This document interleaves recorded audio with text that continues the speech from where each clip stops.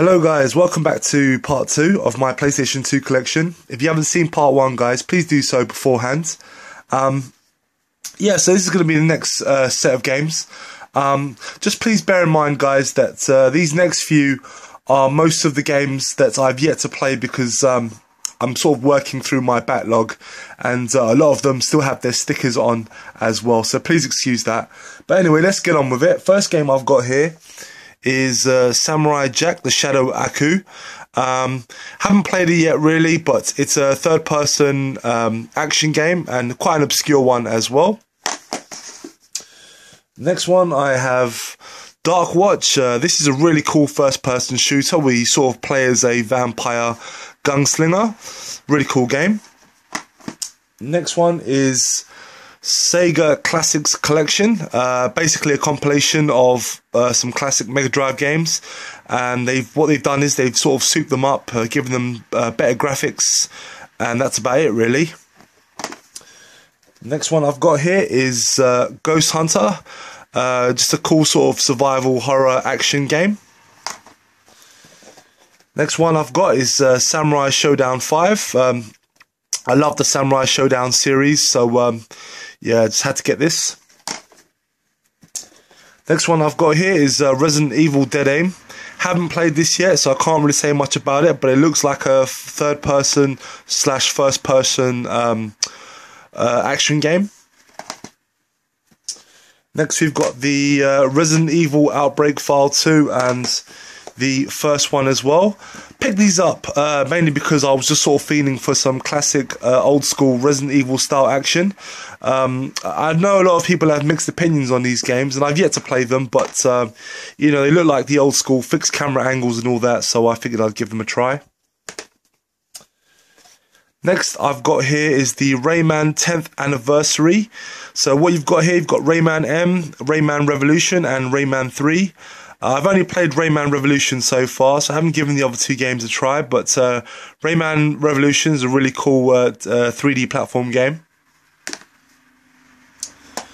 Next one I've got here is Obscure. This is a survival horror game, very much in the Resident Evil mold. Next game is Killzone. I think most people have heard of Killzone, a really decent first person shooter. SSX Tricky, this is another great game, a snowboarding game, very arcadey, a lot of fun. Silent Hill 4 The Room, quite a cool game in my opinion. I know a lot of people that are fans of Silent Hill don't really like this game that much, because I think it didn't start off as a Silent Hill game, but it's got an interesting concept and it's quite a cool game. Shadow the Hedgehog, just a really cool Sonic game, Sonic style game. I know it's not a lot of people's favourites, but I think it's alright. Transformers, this is a really cool game made by Atari. It's based on one of the cartoon series, but it's actually pretty good. I quite enjoy this one. Next one up is Silent Hill 2. Really cool game, a solid survival horror game. We all know Silent Hill 2. Fahrenheit, this is from the makers of Heavy Rain. I forgot what it's called now in the US. It's on the tip of my tongue now, but I completely forgot. But I have yet to play this game properly, but it's very much like a Heavy Rain type of game. Exaeus, this is a budget title. It's pretty much like an on-rails sort of shooter, very similar to Panzer Dragoon. Quite a cool game in my opinion. You know, it's a budget title. If you see it very, very cheap, I'd recommend picking it up for a try. Enter the Matrix. I know this game got a lot of bad reviews when it came out, but it's not too bad. I don't mind it. It's a nice little side story if you enjoyed the Matrix films. Evil Dead: A Fistful of Boomstick. Haven't got round to trying this one yet, but it looks really good, like a third-person action game. Evil Dead Regeneration. Now, this one I have tried, and I've got to say I really do like this one. Great graphics, Really cool gameplay. I very much enjoy this one. Oh, also, by the way, guys, can anyone tell me what this means? Not for supply in the UK. I don't know. Is this an Australian copy? I don't know. Because I've seen other copies on eBay with the same lettering, and I've seen others without. So if anyone can give me any info on that, it'd be a lot of help. So yeah, but this is an awesome game either way, guys. Highly, highly recommend people check this one out. Destroy All Humans. Haven't played this yet, but it looks like a third-person action game. Then we've got Destroy All Humans 2. Again, I haven't played it because I plan on playing the first one first. Dragon Quest VIII, The Journey of the Cursed King. I really want to get stuck into this one day, but I have to admit I'm really intimidated by it because a lot of people have said that it's quite a hard game, even for RPG hardcore fans. So I'm keen to get stuck into it one day, but yeah, I'm not going to lie, I've kind of been putting it off. Dark Clouds. This is a really cool RPG.